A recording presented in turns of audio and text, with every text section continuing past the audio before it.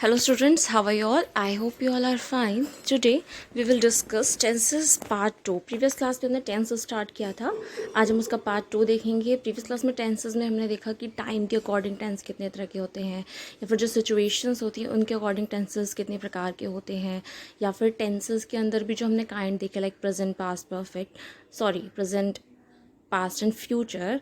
तो इनके अंदर भी जो इनके सब काइंड्स होते हैं हमने उनको डिस्कस किया. आज हम उसके आगे का टॉपिक्स देखेंगे. ओके, सो हमने सबसे पहले सारी चीज़ों को रीमेमोराइज करने के लिए या सारी चीज़ों को शॉर्ट में समझने के लिए यहाँ एक टेबल है जिससे कि आप बहुत आसानी से पूरे कॉन्सेप्ट को समझ सकते हो. ओके, जैसे कि टेंसेज हमारे थे प्रेजेंट, पास्ट, फ्यूचर, 3 टाइप्स के. तो यहाँ पे हमने देखा था कि indefinite, continuous, perfect and perfect continuous 4 type का हर टेंस आपका होता है. Okay, so in present tense for indefinite में हम क्या करते हैं कि हम फर्स्ट फॉर्म यूज़ करते हैं वर्ब की, जिसमें हम एस या ई एस लगाते हैं अकॉर्डिंग टू आवर सब्जेक्ट.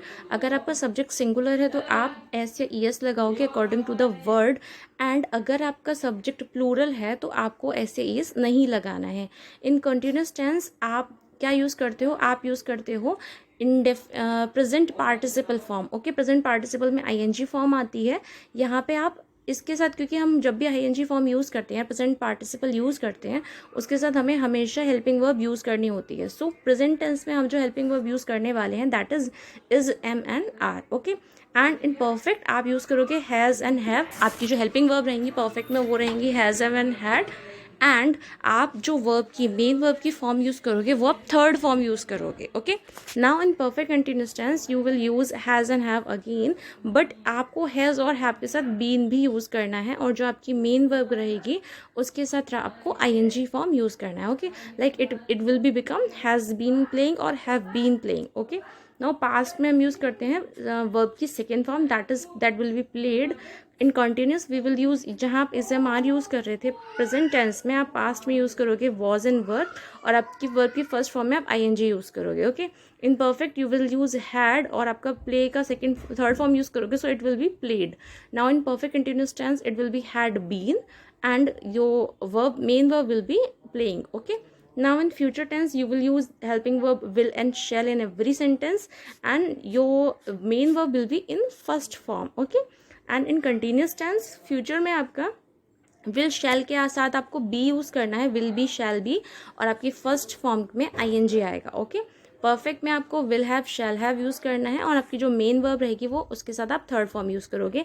तो ये आपका हो जाएगा will have played or shall have played. Okay, in perfect continuous tense you will use the helping verb will and shall, and it will become will have been playing or shall have been playing. Okay, तो यहाँ बहुत simple है.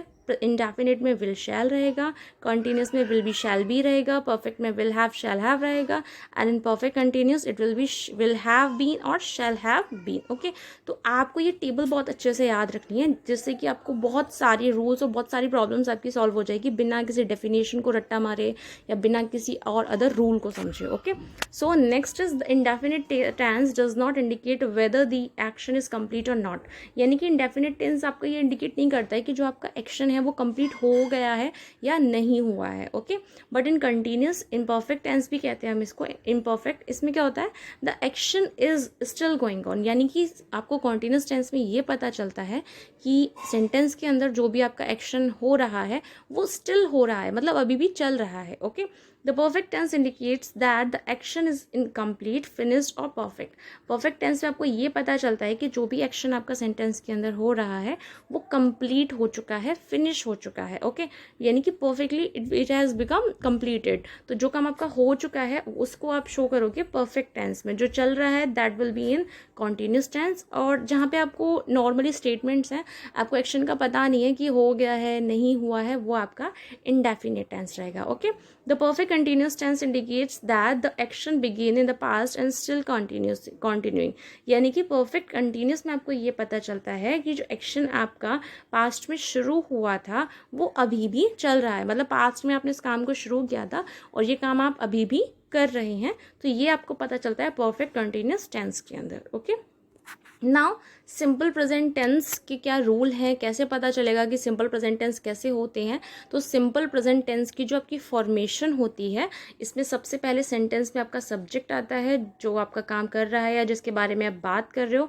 Then verb की first form use करते हैं हम यहाँ पे, एंड देन ऑब्जेक्ट। तो बहुत सिंपल फॉर्मेशन है आपकी सिंपल प्रेजेंट टेंस की। एक्सप्रेसेस अ जनरल ट्रुथ और an action that is occurring now.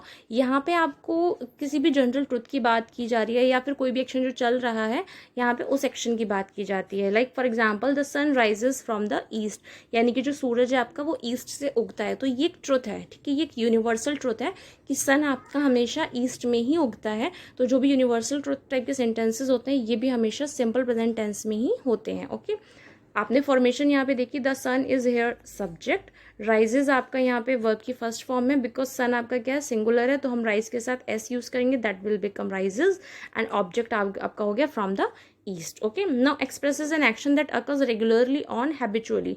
यहाँ पे अगर आप किसी की हैबिट्स की बात कर रहे हो या रेगुलरिटी की बात करके कोई काम कोई रेगुलर कर रहा है, डेली बेसिस पे कर रहा है, तो वो भी सेंटेंस हम सिंपल प्रेजेंट टेंस में ही काउंट करते हैं। Like she goes to the school regularly, यानी कि वो स्कूल रेगुलरली जाती है, तो ये भी काम कैसा रेगुलरली बेसिस पे हो रहा है, हैबिचुअली है। Okay, so she is here subject, goes आपका वर्ब है, वर्ब की फर्स्ट फॉर्म में हमें ऐसे ई एस लगाना है तो हमने ई एस लगाया है।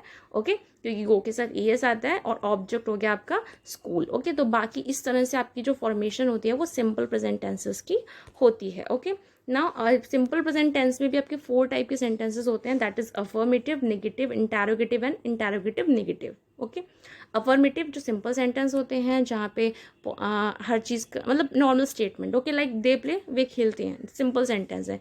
नेगेटिव जहाँ पे आपको नकारात्मकता दिखेगी, like they do not play, वे नहीं खेलते हैं।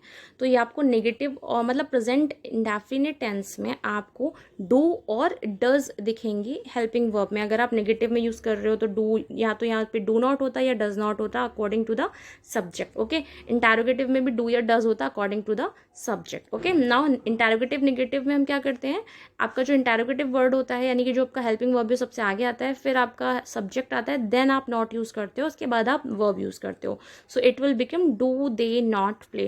तो एग्जाम्स में आपको ऐसे भी आता है कि आपको अफर्मेटिव से नेगेटिव में चेंज करना है, या नेगेटिव से टू इंटरोगेटिव चेंज करना है, या interrogative to interrogative negative change करना है। तो आप इस तरह से फॉर्मेशन कर सकते हो। अगर आपको नॉट लगाना है तो आप बीच में डू नॉट डज नॉट लगा सकते हो। इंटरोगेटिव करना है तो आप स्टार्टिंग में डू या डज पुट कर सकते हो। अगर आपको नेगेटिव करना है तो आप फर्स्ट सबसे पहले अपना हेल्पिंग वर्ब यूज़ करोगे, जो भी आपका WH क्वेश्चन वर्ड है वो यूज़ करोगे, उसके बाद आप नॉट यूज़ करोगे। ओके, तो इस तरह से हम फॉर्मेशन करते हैं सिंपल प्रेजेंट टेंसेस की। Okay, I hope you have understood today's topic.